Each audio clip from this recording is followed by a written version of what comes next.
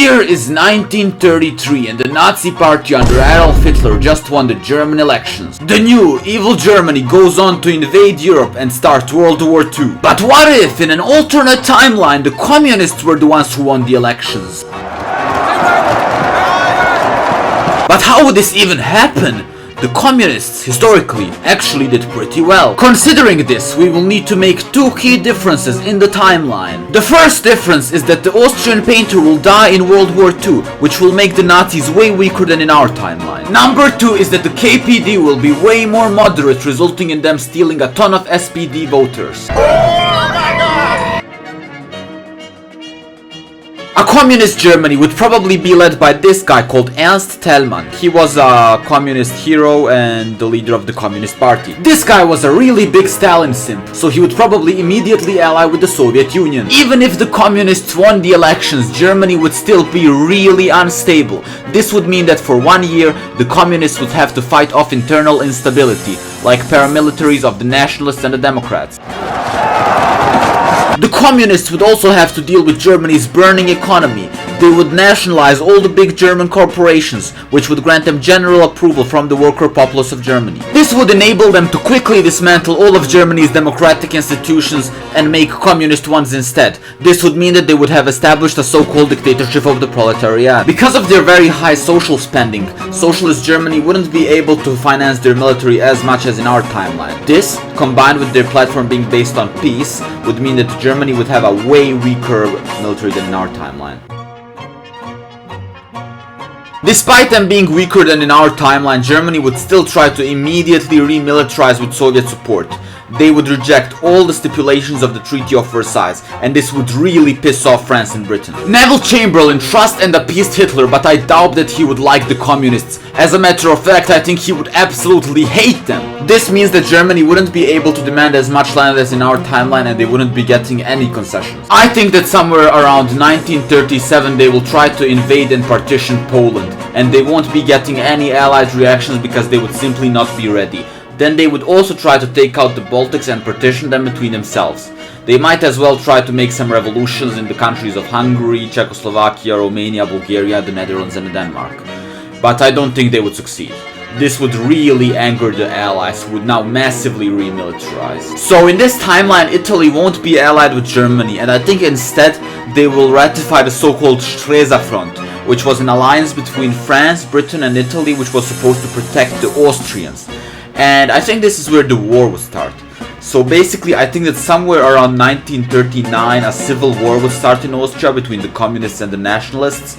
This would escalate and start the Second World War. The Germans would probably move through the Benelux like in our timeline, this time with Soviet support, and France would capitulate, but I think that they would capitulate a bit later than in our timeline. Now, the Italians would be left alone in this case, and the Soviets will push into Italy, but I think that, considering the Mussolini's rule was pretty weak, there will be an Italian revolution and Italy will be split between the north and the south. The north will be probably socialist and the south will be democratic, but the Democrats will sign a ceasefire with the Soviets. Now, considering that Japan isn't allied with Germany, Germany would never actually attack the United States.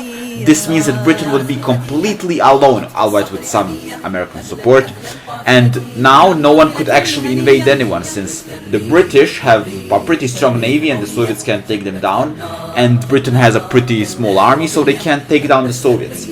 This would mean that they would sign a ceasefire and the war would end somewhere in 1941. This will be made easier with the fact that Winston Churchill would probably never become the Prime Minister of Britain in the first place. I mean, Neville Chamberlain would have been way more ready to accept a peace treaty. Also, you should subscribe, since this is my first alternate history video and it would really help me if you subscribed, and you would also become a Giga Chad. You will see it happen. Just subscribe and you will become a Giga Chad in 10 seconds. Thank you very much. Now, the question that does remain is what happens to Japan, and I think that it would all be pretty historical. Japan would still lose like this. The real difference will be that China might be able to beat the communists with allied support, since now the allies would be way more focused on Asia and they would be scared of another country falling to communism. But I think that more probably we will see a China looking somewhat like this, split between the north and the south, but not like in our timeline. Back in Europe, the Soviets and Germany would probably try to expand their influence in their neighboring countries, while the British and the Americans will make an alternative NATO, which will include Scandinavia, Ireland, Spain, and some other countries in Southern Europe that are afraid of falling to communism. NATO would be way more ready to cooperate with nationalist dictatorships in our time, like the one of Franco and Chiang Kai-shek in China, because the communists are kind of a bigger threat, you know? The question still remains, who would win this alternate Cold War?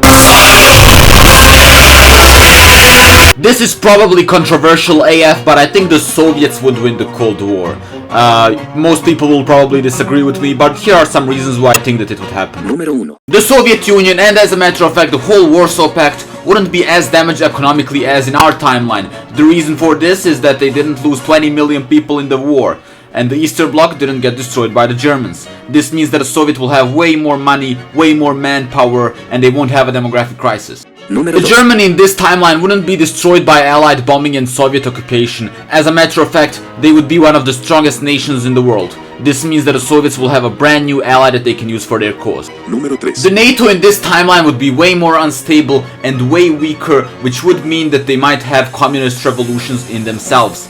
They don't have many members. France, for an example, fell in World War II and all of their colonies are gone. NATO in general is a way weaker alliance in this timeline. Just so you know, I'm actually not communist myself, and this is not a biased claim. I just think that the communists would win despite their weaknesses. A communist Germany would absolutely change the world forever. But do you think this is a good timeline? Is the destruction of the United States and capitalism a good thing, or is it a bad thing? Will the world be a worse place or a better place? Tell me down in the comments. Also, if you subscribe, you will become a Giga Chad in real life, so please subscribe, please subscribe, please subscribe.